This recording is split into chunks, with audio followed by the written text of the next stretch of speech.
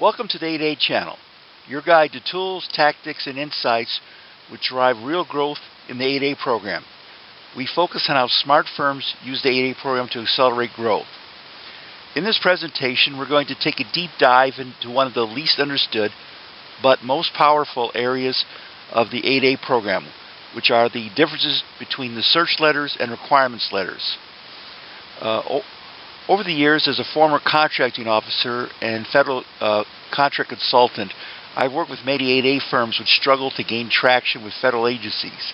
Not because they lack capability or they don't try, they just don't understand how the process works. Both search letters and requirements letters are formal communications issued by your SBA Business Opportunity Specialist, but they serve different functions in the process. My role today is to explain these tools, how they are viewed by federal contracting officers, and to show you how to be proactive using them. You can use these letters to position yourself with federal agencies, to strengthen your relationship with your SBA Business Opportunity Specialist, and to convert interest into actionable contract opportunities. By understanding how and when these letters should be used, your firm can operate more strategically inside the 8A program and make better use of your time. The purpose of this discussion is to help 8A companies recognize that these two types of letters are separate tools for your development in the 8A program. They serve different functions at different times in the federal contracting process. The requirements letters and search letters are not interchangeable, and they're not just paperwork for your file. They're actionable documents if you use them correctly. The key difference as we go into the presentation is understand that search letters are used to, they exist to support outreach and engagement before a requirement actually comes out, a contract requirement.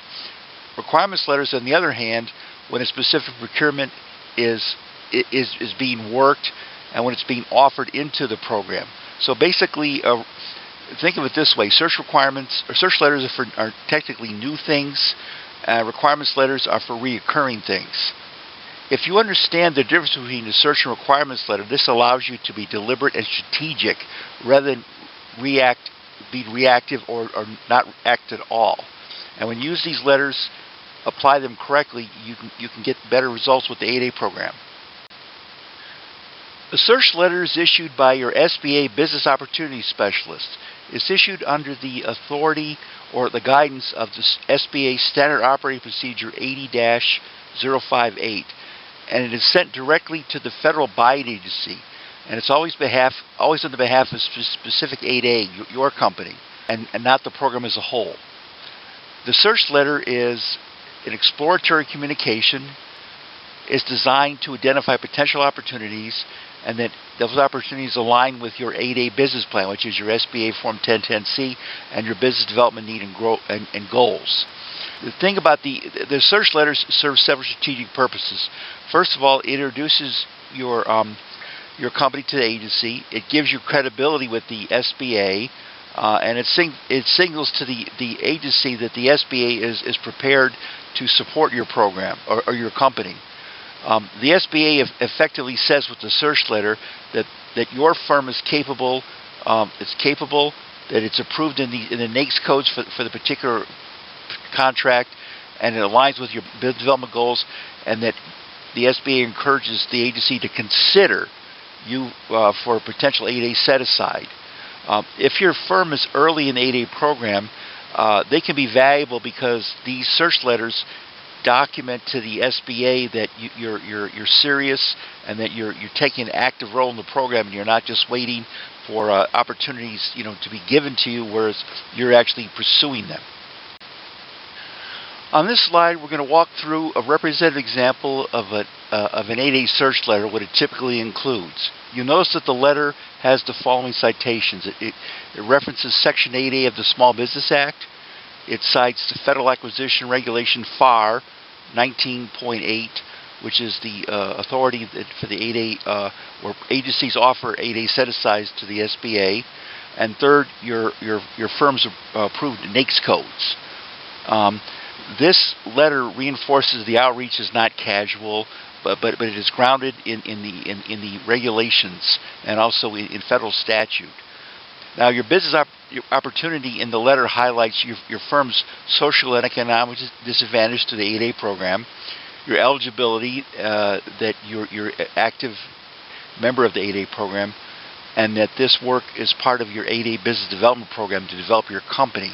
The key message that the search letter is sending to the agency from your BOS is that if you have an opportunity for your 8A company that falls within the company's profile, we encourage you to consider this company, because that will help the company meet its objectives under the 8A program.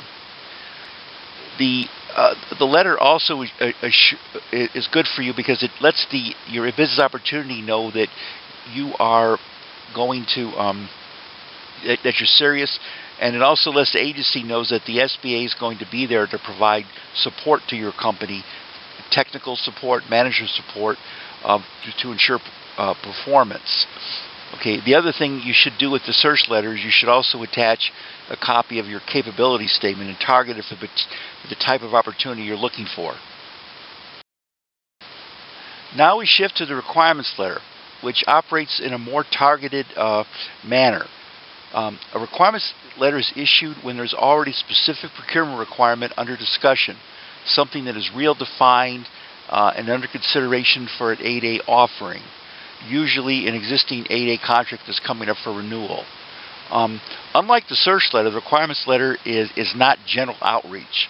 The requirements letter does a few things. It acknowledges that the agency has identified a particular requirement, because pretty much already in the 8A program, that your firm may be a potential performer, and that the SBA and the agency are exploring whether they should keep offering the 8A, that particular contract in the 8A program. Now, keep in mind that the requirements letter is informal. It does not obligate the agency to continue to offer the program to the 8A. It doesn't guarantee that the SBA will accept it, and it doesn't guarantee that your company will get the job. It serves as a communication that you're interested in the requirement and you're targeting a specific contract. The thing to keep in mind is that you need to understand the difference. Requirements letters are for specific contracts in general. Search letters are more general, more exploratory. That's the key thing you need to understand. This comparison slide puts both requirements and search letters side by side so you can clearly see their distinctions. Search letters are business development tools. Using the requirement is undefined or exploratory. Focuses on identifying possible 8A appropriate work. Search letters are useful when the SBA is trying to build new agency relationships, planning for upcoming work, or positioning for follow-on before acquisition planning begins. Conversely, requirements letters, on the other hand, support a specific procurement requirement that already exists in the agency and is being evaluated for 8A suitability. Requirements letters tend to appear during contract renewal cycles, for follow-on 8A contracts, or when an agency is leaning toward the 8A path but needs a little more formal engagement before offering the opportunity in the 8A program. Again, you need to understand there's a difference between exploratory versus reoccurring. So that's the key. And this chart is designed just to make it simple for you to understand. This slide explains why the search and requirements letter matter just beyond simple documentation. First of all, the letters signal credibility with the agency. So when the agency gets the letter, it signals that the SBA, your business opportunity specialist, is writing a letter for you, and it communicates to the contracting official that your company is actively engaged in the 8A program, that you understand the rules of the program, and that you're being managed and supported by the SBA. Secondly, these letters shape the early perceptions of your firm. It lets your BOS know that you are engaged and you're serious about growing your company, and that you're willing to step up and do work to get in the program and help put it together. And then also that that when you send it, you send your a targeted capability statement with the searcher requirements letter. The letter also influences your business opportunity advocacy. If the BOS sees that you're prepared, they're more likely to support you with future letters and to connect you with other opportunities or networking or potential mentors. So just understand that the proactive firms, you can drive an opportunity, and that passive firms just wait for contracts to appear.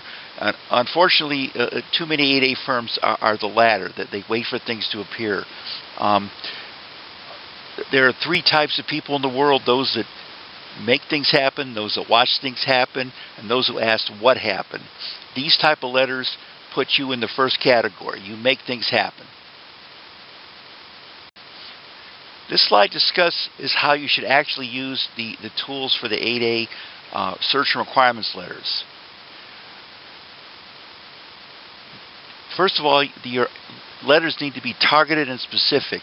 So you need to, first of all, identify realistic contract opportunities or programs. And you can do that through looking through the federal databases like the Federal Procurement Data System, fpds.gov, or usaspending.gov, or you can go to a third party and get information about upcoming contracts that are in your NAICS codes. So you basically are doing a 6 to 12 month look ahead. Also, you want to make sure that those opportunities align with your product or service code, and that they're within the dollar range of your employee level and your financial capability to handle. And then also make sure you have the right keywords that match the agency missions. And that gets along with your capability statement. Please do not send just a generic PDF of a.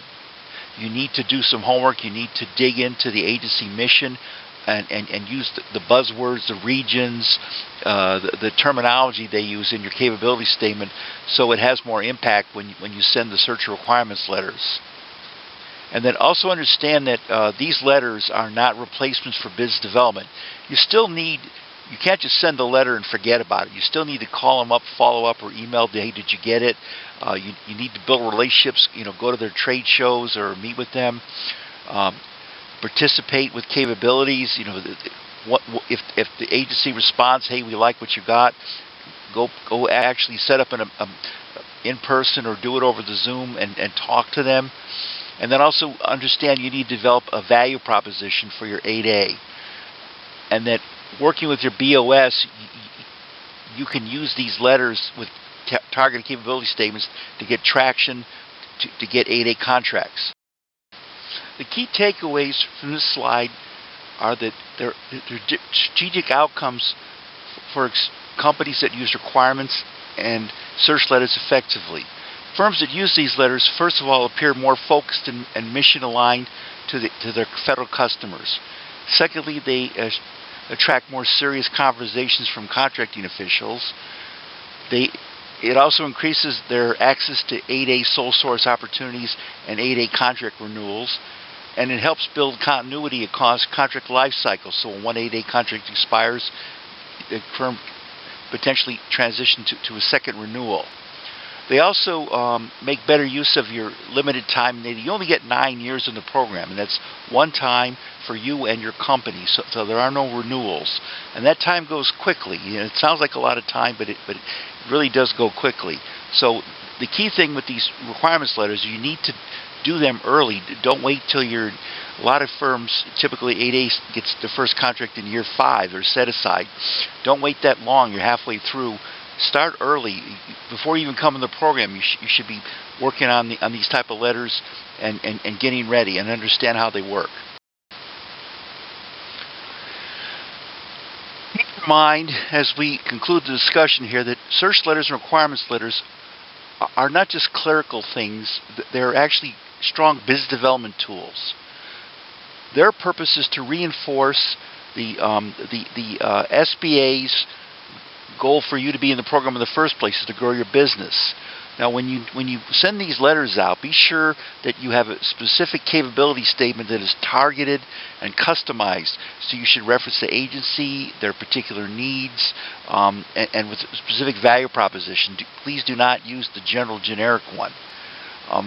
Also, the requirements letters, they should be documented in your 1010C, your SBA, which is your 8A business plan, that you're seeking your business opportunity specialists to support those, and that you need to do some work to prepare the BOS to help them understand what you want, and give them as much information as possible about the requirement and how well your company matches to it.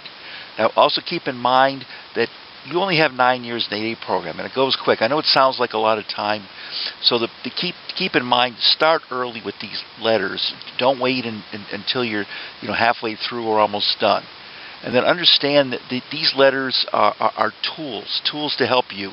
They give you leverage with the buying agency, and they also give the SBA a reason to want to support you, because they see that you understand the process for the 8A program, and that you're willing to put in the work, and that you're going to make them look good in the SBA. If you like this video, request you please click the like button. If you want to leave a comment, that's fine. We're glad to talk to you. If you want to send us a question or contact us at the email or our phone number, we can give you a free 10-minute consultation about any 8A questions you have. Thank you for listening, and I hope good luck with your 8A application.